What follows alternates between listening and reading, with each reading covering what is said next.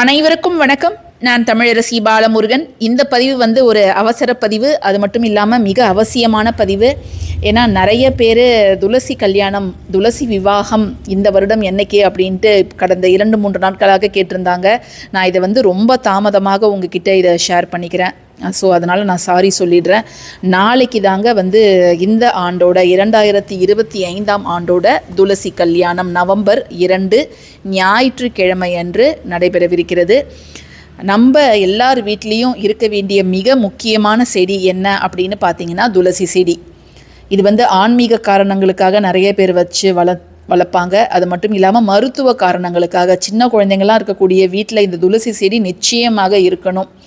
ஏன்னா அந்த சளி தொல்லை, அதுக்கப்புறம் மூச்சு பிரச்சனை, சுவாச கோளாறு, இது எல்லாத்துக்குமே வந்து ஃபஸ்ட்டு ஒரு முக்கியமான மூலிகை என்ன அப்படின்னு பார்த்தீங்கன்னா துளசி தான். நிறைய மருத்துவ குணங்கள் இருக்குது. அது மட்டும் இல்லாமல் நம்ம வீட்டில் நேர்மறை ஆற்றலை அதிகரிக்கக்கூடிய மிக முக்கியமான ஒரு செடி.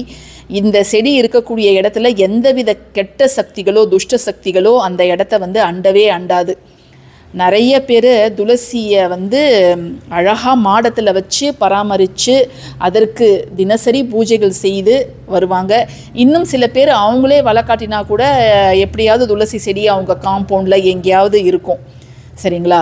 இந்த துளசி செடி உங்கள் வீட்டில் நாளைக்கு இருந்துச்சுன்னா நாளைக்கு கட்டாயம் நீங்கள் செய்ய வேண்டிய ஒரு முக்கியமான விஷயத்தை தான் இப்போ நம்ம பகிர்ந்துக்க போகிறோம். இந்த துளசிக்கு வந்து இந்த கல்யாணம் அப்படிங்கிறது ஒரு செடிக்கு போய் கல்யாணமா அப்படின்னு நீங்கள் யோசிக்கலாம். துளசி செடியை வந்து ஒரு பெண்ணாகவும், விஷ்ணுவை வந்து ஒரு ஆணாகவும், அதாவது மணமகனாகவும், துளசி செடியை மணமகளாகவும் கருதி நம்ம நாளைக்கு துளசிக்கு திருமணம் செய்து வைப்போம். அதாவது பாரம்பரியமாக சில பேர் வருடம் இந்த துளசி கல்யாணம் அப்படிங்கிறத செய்வாங்க, விமர்சையாக செய்வாங்க. இது வந்து துவாதசி திதியில் தான் வந்து இது நடக்கும். நாளைக்கு வந்து துவாதசி திதி எப்போ ஆரம்பிக்குது அப்படின்னு பார்த்தீங்கன்னா நாளை காலை 7:30 மணிலேருந்து அடுத்த நாள் காலை திங்கட்கிழமை காலை 5 மணி வரைக்கும் துவாதசி திதி இருக்குது. ஸோ இந்த துளசி கல்யாணத்தை எப்படி செய்யணும் அப்படிங்கிறத நான் சுருக்கமாக சொல்லிடுறேன். துளசி செடி இருந்துச்சுன்னா அந்த துளசி மாடம் நல்லா சுத்தம் பண்ணிக்கோங்க. அது நீங்கள் காலையில் பிரம்ம முகூர்த்தத்தில் நிறைய பேர் விவாகம் பண்ணுவாங்க. அப்படி இல்லைன்னா மாலை நேரம் 6 மணிக்கு மேலேயும் சூரியன் வந்து மறைஞ்சதுக்கப்புறமும் சில பேர் விவாகம் பண்ணுவாங்க. அது அவங்கவுங்களுடைய வசதிக்கேற்ப நீங்கள் செஞ்சுக்கலாம். பக்கத்தில் வந்து நீங்கள் சால கிராமம் வைக்கலாம், அல்லது ஒரு நெல்லி மர குச்சி ஒன்று வைக்கலாம்.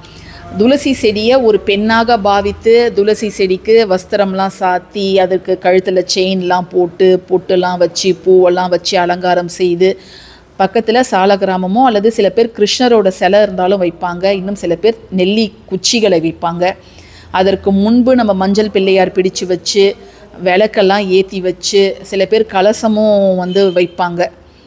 நம்ம மஞ்சள் பிள்ளையார் பிடித்து நெய்வேத்தியம்லாம் வச்சு வெத்தலை பாக்கு, பழம், அந்த பெண்ணுக்கு என்னென்னலாம் நம்ம வைப்போமோ வளையல், அதை எல்லாமே போட்டு துளசி செடியை அலங்காரம் செஞ்சு நாளைக்கு வந்து அவங்க துளசி செடி கழுத்தில் வந்து பக்கத்தில் இருக்கக்கூடிய விஷ்ணு பெருமாள் வந்து மாங்கல்யம் கட்டுற மாதிரி நம்மளே வீட்டில் செய்யணும்.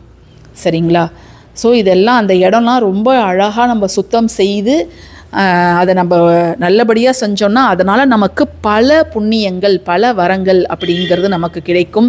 நம்ம வீட்டில் யாருக்காவது திருமணம் ஆகாமல் இருந்ததுன்னா அவங்களுக்கு திருமண பாக்கியம் அப்படிங்கிறது கைகூடும் அப்படின்னு சொல்லியிருக்கிறாங்க.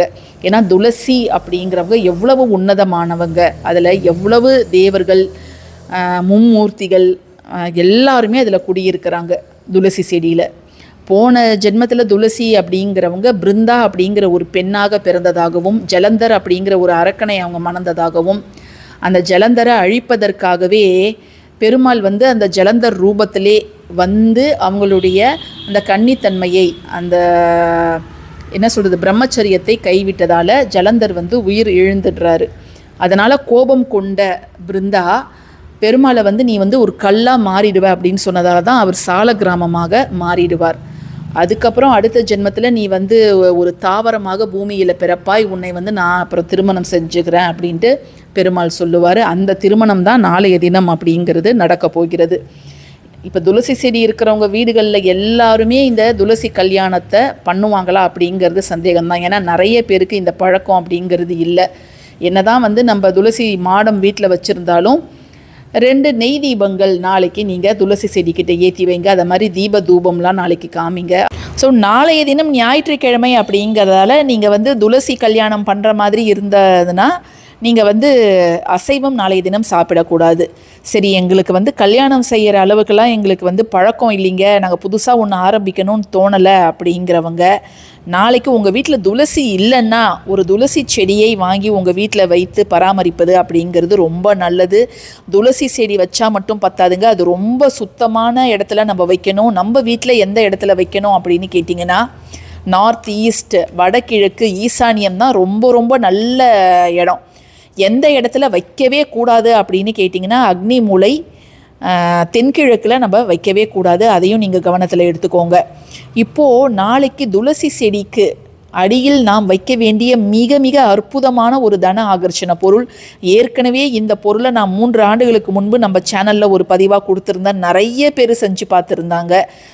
அதில் வந்து சில பேர் வந்து இந்த பொருளில் வந்து வச்சா நாங்கள் வந்து பெரிய பணக்காரங்களாக ஆகிடுவோமா அப்படின்லாம் கேட்டிருந்தாங்க. அதற்கெல்லாம் பதில் கிடையாது. பட் ஆனால் நாளைய தினம் ஒரு நல்ல தினம் அப்படிங்கிறதால துளசி அப்படிங்கிறது ஒரு தெய்வீக செடி. அதற்கு கீழ் நம்ம இந்த ஒரு குறிப்பிட்ட பொருளை வைக்கும்பொழுது நிச்சயமாக நமக்கு குடும்பத்திற்கு சகல விதமான ஐஸ்வர்யங்களும் ஏற்படும். அது என்ன பொருள் அப்படின்னு கேட்டிங்கன்னா வெள்ளை நிறத்தில் உள்ள சோழி, மகாலட்சுமி சோழின்னு நம்ம அழைப்போம். 3 நிறங்களில் இருக்கும். வெள்ளை ஒன்று, பழுப்பு நிறத்தில் ஒன்று இருக்கும், அதுக்கப்புறம் நல்ல ஒரு ப்ரௌன் நிறத்தில் ஒன்று இருக்கும். வெள்ளையாக இருக்கும், ஒரு லைட் எல்லோ, அதை தான் பழுப்புன்னு சொல்கிறோம். அப்புறம் ப்ரௌனில் இருக்கும். நீங்கள் வந்து வெள்ளை நிற சோழியை 1 அல்லது 3 அல்லது 5 ஒற்றைப்படை எண்ணிக்கையில் நீங்கள் அந்த செடிக்கு அடியில் வைக்கிறது ரொம்ப ரொம்ப நல்லது. சோழி அப்படின்னு பார்த்தாலே அது அனைத்து விதமான நேர்மறை ஆற்றலையும் நமக்கு தரும். அந்த காலத்திலருந்தே நீங்கள் பார்த்தீங்கன்னா ராணிகள்லாம் அவங்களுடைய ஆடை ஆபரணங்களில் சோழி முக்கியமான இடத்தை பெற்றிருக்கும். அவங்கக்கிட்ட எந்தவித கெட்ட சக்திகளும் வராமல் காப்பதற்காக தான் அவங்க அதை மாதிரி பண்ணியிருந்தாங்க. அது மட்டும் இல்லாமல் வயதுக்கு வந்த பெண்கள் தனிமைப்படுத்தப்பட்டு ஒரு 7 நாள் 9 நாளுன்னு அமர வச்சுடுவாங்க அவங்கள. அப்போ அவங்களுக்கு விளையாடுறதுக்கு பல்லாங்குழியை தருவாங்க. அந்த பல்லாங்குழியில் நிரப்புவதற்காக சோழியையும் கூட சேர்த்தே தருவாங்க. அந்த சோழியோட ஒளி ஒன்றோடு ஒன்று வந்து அது உரசும் போது ஏற்படுத்தக்கூடிய ஒளி. அது மட்டும் இல்லாமல் அந்த சோழி அவங்க கைகளில் வச்சிருப்பதன் மூலம் எந்தவித துர்சக்திகளும் அவங்களை அண்டவே அண்டாது. அதனால் நம்பிக்கை இருப்பவர்கள் உங்கள் வீட்டில் வந்து சோழி நான் எக்ஸ்ட்ராவாக வச்சுருக்கிறேன் அப்படின்னா ஒரே ஒரு சோழியை நீங்கள் துளசி செடிக்கு அடியில் அந்த மண்ணில் ஜஸ்ட்டு அதுக்கு பக்கத்தில் கொஞ்சம் நீங்கள் புதைச்சி வைங்க. நிச்சயமாக ஒரு நல்ல ஆற்றல், அனைத்து வகையிலும் வந்து ஒரு முன்னேற்றம், அது பொருளாதார முன்னேற்றம், வேலை இல்லாதவங்களுக்கு வேலை கிடைக்கிறது, அனைத்து வகையிலும் உங்களுக்கு வந்து ஒரு நல்ல வாழ்க்கையில் ஒரு நல்ல ஏற்றம் அப்படிங்கிறது நிச்சயமாக ஏற்படுங்க. ஸோ இந்த பதிவு உங்களுக்கு பிடிச்சிருந்ததுன்னா இது எந்த நேரத்தில் வைக்கணும் அப்படின்னு கேட்டிங்கன்னா நீங்கள் நாளை மாலை 6 மணிக்கு முன்னாடி இதை நீங்கள் வச்சிடுங்கங்க.